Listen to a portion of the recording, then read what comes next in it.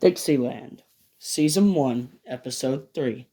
Justice is Not Just, Chapter 8. Chapter 8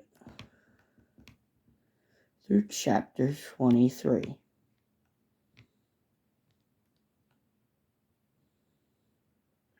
Chapter 8, October 1966, Part 2. They came crashing down and told me and Ray to run away. Ray, of course, could not understand what was happening because she was 2, started screaming and crying, only to be smacked in the head and knocked unconscious. I yelled and tried to fight, but one of the men appeared to be single shot 410 in my head, and I quieted quickly. Are you Jackson Sanders Cole the Ninth? Yes, I said. Who the hell are you? African lovers like you and your kin. Your kind have ran Daniels County so long it's pitiful. Now that we know you're black lovers, we have a special reason to kill you. All I remember after that is Abraham Lincoln Adams and Andrew Johnson Adams, the sheriff and deputy, twin brothers, arrested them before I was knocked unconscious. Of course, the court system, as cruel as ever, would appoint Jackson Cole, the greatest lawyer in Daniels County, to the case to defend 2 brothers for assaulting his kids. Jefferson Davis Monroe and Alexander Stevens Monroe were under Jackson's care for the men who tried to kill his children. That night I asked Jackson why he had to defend them even though they tried to kill us. Jackson said all men are created equal, all men are treated equal. As long as I'm the lawyer's son, they will be treated equal. Jackson Cole chuckled. 3 big trials in 1 year. How busy have I been? Chapter 9, November 1966. Harry Jackson, my childhood best friend, listened full-heartedly when I told him the story. When his family invited me over for Thanksgiving, Mr. Jackson said, "Your daddy is a saint, Jackson." To which Mrs. Jackson added, "Mr. Cole is one of the bravest men in Daniels County." I ate proud of the praise, but the fact that father had to be brought up at all embarrassed me. Chapter 10, December 1966. The trial day came and Jackson gave it his all. He got 6 months in prison. Christmas, the only hope I had left for joy since March. Ray got all the things a 2-year-old could ever want, needless to say, everything in the world, and I got a few things that I quickly abandoned for the day. A habit I've had since I was 4 was to abandon all of my presents I got until the next day, but when Jackson called me in for the mail was the greatest thing in the world. It was a Christmas card from Mary saying that Alabama was the most miserable place in the world, and that she wishes she was back in Kentucky. With lots of love, Mary. P.S. When I get back to Kentucky, you better marry me if all those times you asked me out were real. Which made the rest of my day euphoric for me, and I felt like I was prancing around heaven. Chapter 11, January 1967. New Year's came with the whole family. Nothing notable other than Uncle Whiskey Cole, for his namesake, got drunk and got in a fight with Uncle Dwight Cole, and inevitably lost. However, everyone ready for the real event of February. On the 4th would come Uncle Jackie's trial, and he will be brought before the court. Chapter 12, February 1967. The trial picked up pretty much where it left off, and of course Uncle Jackie was convicted to death by all 12 jurors. Jackson taught me something when I was very young, and that's a jury never looks a man they've convicted. Not one man was looking at Uncle Jackie when they sentenced him to death for no reason. After the evening, Jackson told me that he had to go to Mobile, Alabama to talk to Jack Silver's parents, close family friends, about Jack's case, and that Jackson already sent an appeal into the Circuit Court of Kentucky, and that would be a long drive, so pack a lunch. Make sure Ray has everything she needs. Elizabeth will be staying at the farm for all 2 weeks we were gone, with Uncle Dwight Cole was to manage Jackson's office. The appeal was denied by the Kentucky Circuit Court. On the car ride, Jackson joked, saying, "I'm getting old, son. You better hope I don't like the weather down here and decide to stay." Being 6 and not understanding sarcasm that well, I said, "Please, Jackson, Jackson, please." Jackson asked why I was so keen to leave Kentucky, our homeland, for 9 generations. To which I yelled, "Because I hate what the government done to you, Jackson. They cheated you." Jackson laughed hard and said, "Son, you'll learn one day how this world will work. And I hope it don't come soon. Innocence is the key to a good man." Chapter 12, February 1967, Part 2. For any other confirmation than the Grays that I knew Jackson was aging quicker than most men is that he finally started feeling foot pain. When Jackson was 14, Papaw 7 gave him his first gun. Great Uncle Art Cole found him in a hay bale, half bled out, with a .22 shell in his foot. The doctor stitched him up, but the shell was never removed. Jackson told Elizabeth one day how bad it felt. The trial finally came, and to no one's surprise, Tom Silver was sentenced to death by all jurors. Something I forgot to mention, but Ray has been in a coma since Halloween. March 1967, Chapter 13. To no one's surprise, Jackson's story doesn't end there, because our series of misfortune events doesn't stop there. Jackson continued to be a public attorney until one day when he took a short leave to spend time with his children. April 1967, Chapter 14. Ray awoke from her coma on my 7th birthday. Everybody, of course, thought it was a miracle. Even though I hate every noise Ray has ever made, I adore her, so she's my world. May 1967. Chapter 15. 28 years old, with a dying foot leg and gray hair, of course started. I have cumulative arthritis. Many say it's because Mr. Cole had been writing since he was 2. Papaw 6 lived in Garrett, and Papaw 7 lived in Greenup. Papaw 6 moved from Shelby when Papaw 7 was 18, and Papaw 7 moved when Jackson's dear wife died, so he could be left to grieve with his children. June 1967, Chapter 16. Now, if anyone needed any reassurance, I was not popular. Mr. Cole, after all, defended blacks. Who would want to be associated with me? I know to your kids today that's horrible. When I was 7, that was just a part of life. There was no other way. However, again, a great turn would come. July 1967, Chapter 17. Jack Tom Silver was executed. This caused great peril for us because those who stood beside us were getting to read propaganda. Jackson, again, going once a month to Frankfort to conduct business with the legislature about the law, supported many of the things our white South did. So many of the people who persecuted him for defending Jack Silver had to side with him to get certain legislation passed. And the African-American organizations helped Jackson in the beginning, who were starting to believe old propaganda they spread, such as Jackson Sanders Cole IV had a relationship with one of his slaves in 1855. In fact, in 1862, before the end of slavery, she was set free. However, the organizations use it as the following. Jackson Sanders Cole VIII is the worst enemy to the black today. He has killed an innocent man named Jack Tom Silver. Not only that, but he got the man who killed Mr. Silver's wife off scot-free for his crimes and sent Mr. Silver's dear daughter to the south of hells for the black man. For Mr. Cole killed Mr. Silver to relieve an old family burden. It is common knowledge that Jackson Sanders Cole IV, a prominent man in Shelby, Kentucky, and 4 generations of the Cole farm, had a relationship with a black woman. In 1937, Jack Silver became the product of that 1855 societal sin. Reading this, Jackson slammed the paper down and thought. Jackson thinks when he is upset. Never cried, yelled, or cussed, but he thought. Jackson told me the next month we will be going to the Silver residence and helping to New York. The Alabama scene was terrible. They are called rapists and murderers. They are being tortured. August 1967, Chapter 18.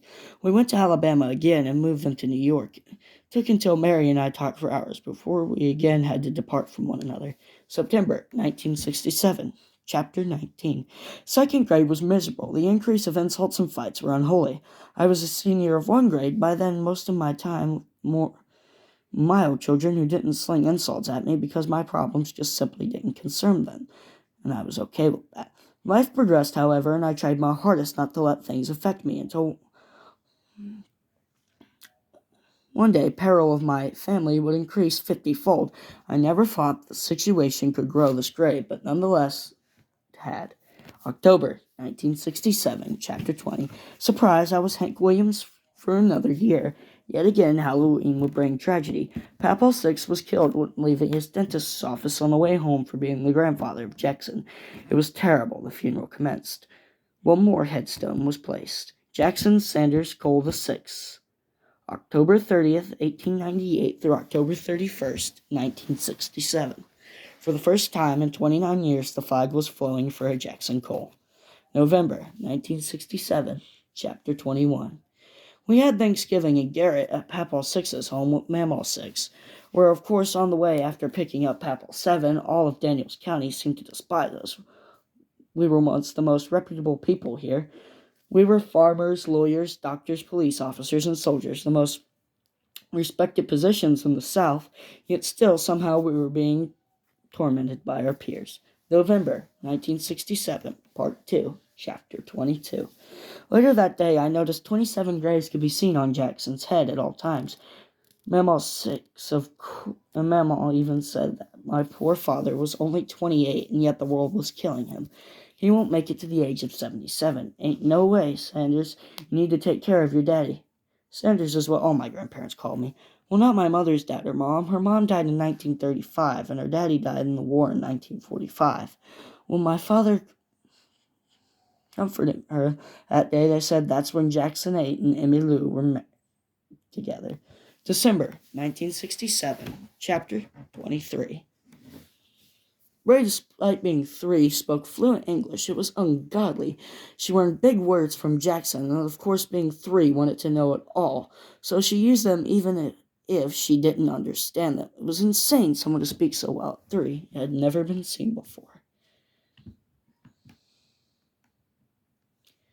We'd like to give a special thanks to everybody who watched today. And now for the segment of the show where we talk about upcoming projects. Nostalgia will be the longest running series and will feature a podcast of every single episode ever made by me on any format. The Genesis movie is coming out later tonight. Not tonight. Tomorrow the Genesis movie will come out. Be expecting it at around 4 o'clock.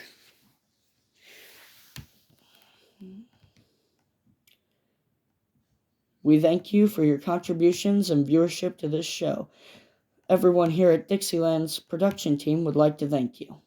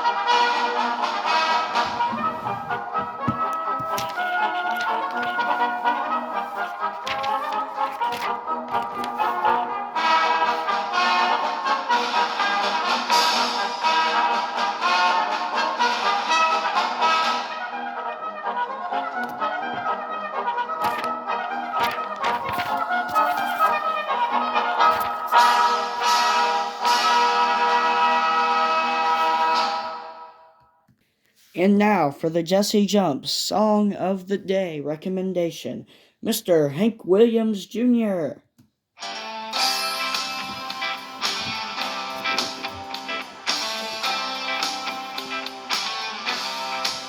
If the South would have won, we'd have had it made. I'd probably run for president of the southern states. The day Elvis passed away would be our national holiday. If the South would have won, we'd have had it made. I'd make my Supreme Court down in Texas.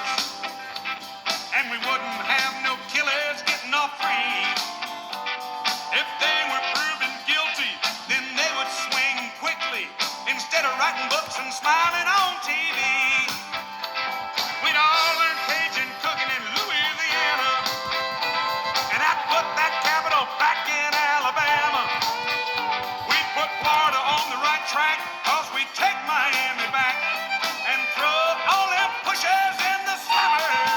Oh, if the South would have won, we'd have had it made. I'd probably run for president of the southern state. The day young Skinner died, we'd show our southern pride. If the South would have won, we'd have had it made. A little Dixieland, boys.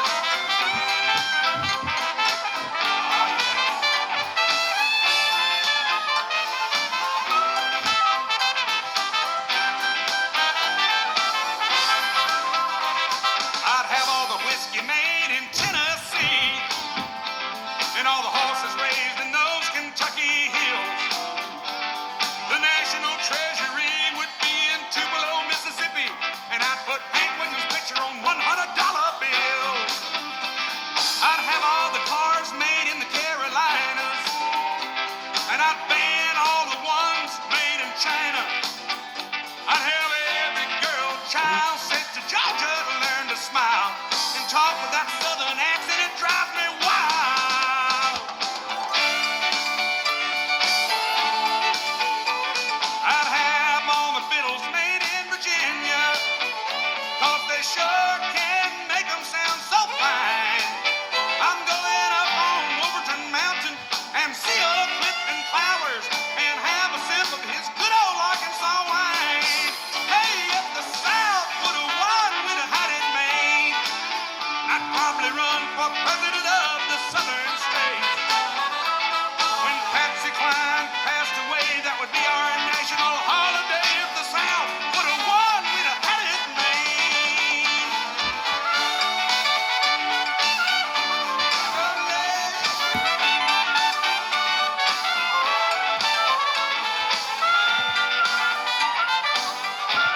I said, if the South would have won, we'd have had it made.